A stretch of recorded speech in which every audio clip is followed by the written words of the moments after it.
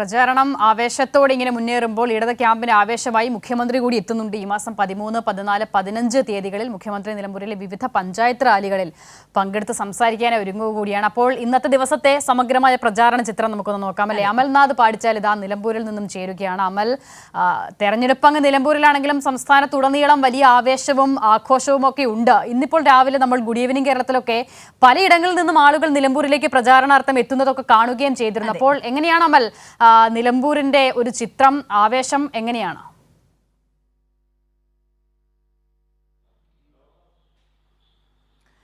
നിലമ്പൂർ തിരഞ്ഞെടുപ്പിന്റെ ഇന്നത്തെ ദിവസത്തെ പ്രചാരണത്തിലും ആവേശത്തിനൊട്ടും കുറവുണ്ടായില്ല എന്ന് തന്നെ പറയേണ്ടിയിരിക്കുന്നു. കാരണം അത്തരത്തിൽ വലിയ ഒരു ജനത്തിരക്ക് തന്നെയായിരുന്നു ഓരോ സ്വീകരണ കേന്ദ്രങ്ങളും, പ്രത്യേകിച്ച് LDF സ്ഥാനാർത്ഥി M സ്വരാജിന്റെ സ്വീകരണ കേന്ദ്രങ്ങളിലൊക്കെ തന്നെ കാണാൻ വേണ്ടി സാധിച്ചിട്ടുണ്ടായിരുന്നത്.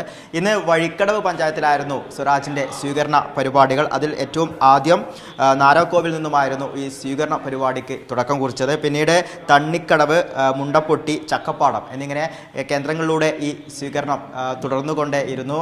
വലിയ ഒരു ആവേശം. അതിനപ്പുറം സാധാരണ ഇത്തരത്തിൽ ഈ പാർട്ടി പ്രവർത്തകരൊക്കെയാണ് സ്വീകരണ പരിപാടിയിൽ പങ്കെടുക്കാറുള്ളത്. എന്നാൽ അതിനപ്പുറത്തേക്ക് അമ്മമാരും അടക്കം, മറ്റ് സ്ത്രീകൾ അടക്കമുള്ളവർ ഈ സ്വരാജിനെ കാണുവാനും അദ്ദേഹത്തെ സ്വീകരിക്കുവാനും വേണ്ടി എത്തുന്ന ഒരു കാഴ്ചയാണ് നമുക്ക് കാണാൻ വേണ്ടി സാധിച്ചിട്ടുണ്ടായിരുന്നത്. അതോടൊപ്പം തന്നെ ഈ M സ്വരാജിൻ്റെ പ്രസംഗങ്ങളും ഓരോ സ്വീകരണ കേന്ദ്രങ്ങളിലുള്ള പ്രസംഗങ്ങൾ ശ്രദ്ധിച്ചാൽ അതിൽ നിന്നും വ്യക്തമായി മനസ്സിലാവും. വളരെ ചുരുക്കത്തിൽ, അതായത് വലിച്ചു നീട്ടുകയോ മറ്റ് സ്ഥാനാർത്ഥിയെ ആക്ഷേപിച്ചോ അധിക്ഷേപിച്ചുള്ള കാര്യങ്ങളൊന്നും തന്നെ പറയാതെ കൃത്യമായി വികസന പ്രവർത്തനങ്ങൾ മാത്രം പറഞ്ഞുകൊണ്ട്, അതായത് കഴിഞ്ഞ 9 വർഷമായി ഉണ്ടായ വികസന പ്രവർത്തനങ്ങൾ, അത് കേരളത്തിലേതാണെങ്കിലും നിലമ്പൂരിലേതായാലും അതൊക്കെ സൂചിപ്പിച്ചുകൊണ്ടായിരുന്നു ഇന്നത്തെ പ്രചരണം ഉണ്ടായിരുന്നത്. കഴിഞ്ഞ 2 ദിവസത്തിനും സമാനമായ രീതിയിലുള്ള ഒരു വലിയ ജനക്കൂട്ടം തന്നെ ഓരോ സ്വീകരണ കേന്ദ്രങ്ങളിലേക്കും എത്തിയിട്ടുണ്ട്. അതോടൊപ്പം തന്നെ ഇപ്പോൾ സൂചിപ്പിച്ചതുപോലെ തന്നെ ഈ 13, 14, 15 തീയതികളിൽ ഈ തെരഞ്ഞെടുപ്പ് യോഗങ്ങളിൽ മുഖ്യമന്ത്രി കൂടി എത്തുന്നതോടുകൂടി ആവേശം ഒന്നുകൂടി കൊഴുക്കും എന്നതിൽ യാതൊരു സംശയവുമില്ല. കാരണം LDF കൺവെൻഷൻ ആ പരിപാടിയിൽ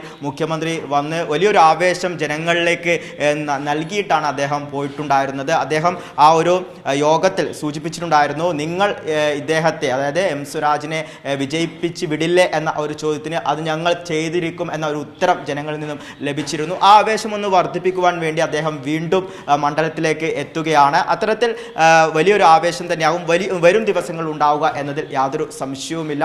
ഇന്നത്തെ പ്രചരണ പരിപാടിയും M സ്വരാജിന്റെ പ്രചരണ പരിപാടിയിലും അത്തരത്തിൽ വലിയ ആവേശം തന്നെ കാണുവാനുണ്ടായിരുന്നു. കൃത്യമായ വികസന പ്രവർത്തനങ്ങൾ അക്കമിട്ട് പറഞ്ഞുകൊണ്ടായിരുന്നു അദ്ദേഹം ഓരോ സ്വീകരണ കേന്ദ്രങ്ങളിലും ഇത്തരത്തിൽ അവിടെ എത്തിയവരെ അഭിവാദ്യം ചെയ്തിട്ടുണ്ടായിരുന്നത്. അത്തരത്തിൽ വലിയ ആവേശം തന്നെയായിരുന്നു ഓരോ കേന്ദ്രങ്ങളിലും കാണുവാൻ വേണ്ടി സാധിച്ചത്. അമൽ, നിലമ്പൂർ കേന്ദ്രീകരിച്ച് ഒരുപാട് രാഷ്ട്രീയ വിവാദങ്ങൾ കൂടി ഉണ്ടാകുന്ന സാഹചര്യം കൂടിയുണ്ട്. LDF സ്ഥാനാർത്ഥി ഓരോന്നിനും കൃത്യമായി മറുപടി പറഞ്ഞ് മുന്നോട്ട് പോകുന്ന ഒരു നില കൂടിയാണ് ഉള്ളത്. അപ്പോൾ അത്തരം വിവാദങ്ങൾ, പ്രത്യേകിച്ചും ഈ പെൻഷനുമൊക്കെയായി ബന്ധപ്പെട്ട വിഷയത്തിലൊക്കെ ഇന്ന് സ്വരാജിന്റെ പ്രതികരണം കൂടി വന്നിരുന്നു. നോക്കൂ, ഒരു തെരഞ്ഞെടുപ്പിലേക്ക് അടുക്കുമ്പോൾ ക്ഷേമ പെൻഷനെ പോലും മറ്റൊരു തരത്തിലേക്ക് ഉപയോഗിക്കുന്ന, ചിത്രീകരിക്കുന്ന നിലയിലേക്ക് കോൺഗ്രസും UDF മാറുകയാണ്. അക്കാര്യത്തിലൊരു വിശദീകരണം നൽകുമ്പോൾ മലപ്പുറത്തെക്കുറിച്ച് മുഖ്യമന്ത്രി തെറ്റായ പരാമർശം നടത്തി, പ്രചാരണം നടത്തി, അങ്ങനൊരു നറേഷൻ കൊണ്ടുവരുന്നു. മുഖ്യമന്ത്രി തന്നെ മറുപടി നൽകിയിട്ടുള്ള വിഷയമാണ്. അപ്പോൾ മുൻപ് AK ആന്റണി ഉൾപ്പെടെയുള്ള കോൺഗ്രസ് നേതാക്കൾ പറഞ്ഞ കാര്യങ്ങൾ മറച്ചുവെച്ചാണ് ഇത്തരത്തിൽ LDFനെതിരെ ഒരു വ്യാജ പ്രചാരണം നടത്തുന്ന നിലയിലേക്ക് കോൺഗ്രസ് മാറുകയും ചെയ്യുന്നതല്ലേ?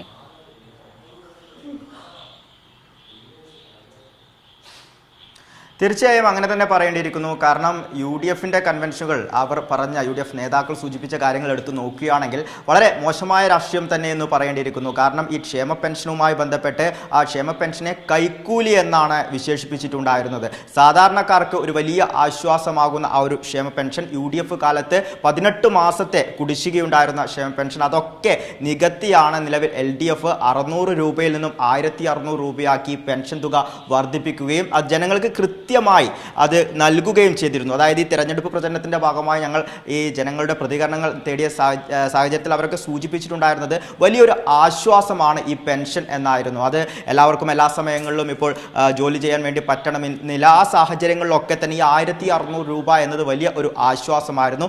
ഈ ഒരു പെൻഷനെയാണ് കൈക്കൂലി, തിരഞ്ഞെടുപ്പ് സമയങ്ങളിൽ നൽകുന്ന കൈക്കൂലി എന്ന് പറഞ്ഞ് UDF നേതാക്കൾ അധിക്ഷേപിച്ചിട്ടുണ്ടായിരുന്നത്. വളരെ മോശമായൊരു രാഷ്ട്രീയം മുന്നോട്ട് വെച്ചായിരുന്നു UDF ഈ തെരഞ്ഞെടുപ്പിനെ നേരിടുന്നത് എന്നുകൂടി സൂചിപ്പിക്കേണ്ടിയിരിക്കുന്നു. ഇത്തരം ശരി അമൽ, എന്തായാലും തെരഞ്ഞെടുപ്പ് കൺവെൻഷനിലെ ആദ്യ ദിനം തന്നെ പാളിപ്പോയ UDF-ഉം കോൺഗ്രസും വാസ്തവ വിരുദ്ധമായ കാര്യങ്ങൾ പ്രചരിപ്പിച്ച് നിലമ്പൂരിൽ മറ്റൊരു നിലയിലേക്ക് കാര്യങ്ങൾ കൊണ്ടുപോകാനുള്ള ശ്രമം കൂടി നടത്തുന്നു എന്നുള്ളതാണ് നമ്മൾ ഈ ദിവസങ്ങളിൽ കാണുകയും ചെയ്തത്.